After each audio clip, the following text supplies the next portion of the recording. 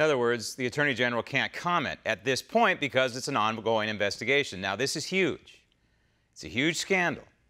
Barack Obama, through his Secretary of State, Hillary Clinton, allowed a Russian entity to obtain control of 20% of our domestic uranium.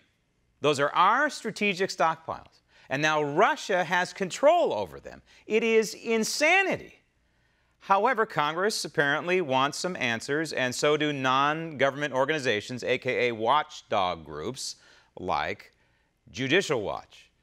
Joining me now from Washington, D.C., President of Judicial Watch, Tom Fitton. Tom, corruption. Hi. Regarding the Clinton brokered deal to sell this uranium to Uranium One, which eventually became a Russian entity. And in exchange, if anybody read Clinton Cash, we know that millions of dollars poured into the coffers of the Clinton Foundation. And also, of course, Bill Clinton got a lot of money for short little speeches in Russia to boot. Now, you as an organization, Judicial Watch, you've been all over this for it's years now, trying to get information, specifically communications, involving Hillary Clinton, State Department, Treasury Department, and of course this group, the Committee on Foreign Investment, which of course Hillary was a member of, and she signed off on this deal. Well, you know, welcome to the game, Senator Grassley, who's a great senator. But I tell you, Congress should have been asking these questions 2+ years ago when this issue was first raised, not only by Peter Schweitzer, but it was a front page news story on the New York Times. And Congress has conducted no hearings in all those years on this major issue. You not only had the millions flowing into the foundation, you had $500,000, as your highlight reel highlighted, going into Bill Clinton's personal bank accounts. And you remember, Bill and Hillary Clinton are married, so money into his bank account means it's money to Hillary Clinton. So she got $500,000 through her husband from the Russian government when she was Secretary of State. And Congress has asked no questions about that until now because of the new revelations that the Justice Department and the FBI knew all about it, more or less, and did nothing, and arguably undercharged those involved, didn't alert the public about it, and may have squelched any serious investigation in terms of an investigation that would have led to the Clinton gang. It's unbelievable, Tom, though, that it takes an article and I guess some red faces on Capitol Hill to get Congress to pay any attention to this. Again, if you read just a couple pages of Clinton Cash in the Schweitzer book, it was a roadmap for indictment, or at the very least, an investigation. And so you have a FOIA request, a standing FOIA request for all this information. What's the status of that right now?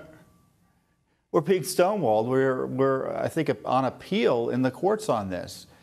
So between the Obama administration and the deep state of the Trump administration, we're getting the proverbial hand to the face on this and other records requests about Obama-era corruption and even current corruption issues like the attacks on President Trump by abusing the special counsel process to target him for really doing nothing wrong.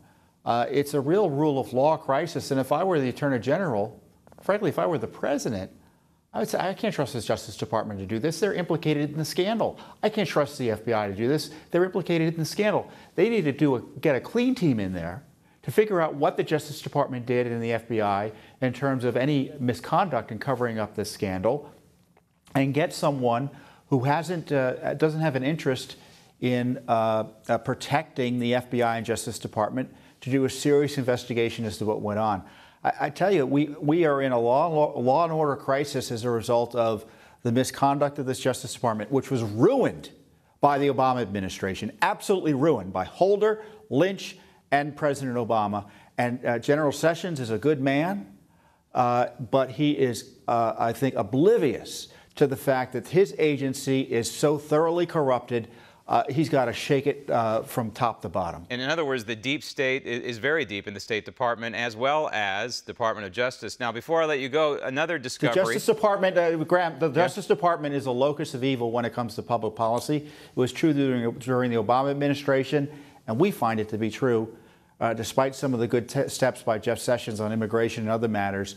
On anti-corruption issues, they are the defender of the status quo. And that is unfortunate to hear, especially with the new Trump administration. Before I let you go, I got to ask you about these 30 pages of documents that have been discovered again through your hard work. Documents pertaining to the Clinton lynch meeting on the tarmac just before the announcement of the results of the, quote, investigation that wasn't an investigation into Hillary's server. 30 pages? 30 pages of talking about grandkids and golf? That's kind of amazing, isn't it? Another FBI corruption story. You know, the FBI told us they didn't have any records when we asked about the Clinton lynch tarmac meeting. And then we sued, so we were in court over it. But we also sued the Justice Department for records, and they did give us some records that were heavily redacted, again, by the Trump Justice Department, Jeff Sessions again, who's minding the store there. But they did show us there were communications with the FBI about the issue. So the FBI said, oh, well, I guess we're going to reopen your FOIA, Judicial Watch. And look, we found 30 pages we evidently had missed. I don't believe it. I think that we caught them in a cover-up. And again, who is minding the store? Director Wray needs to find out what went on here. And frankly, I don't believe it's only 30 pages. I think there's more.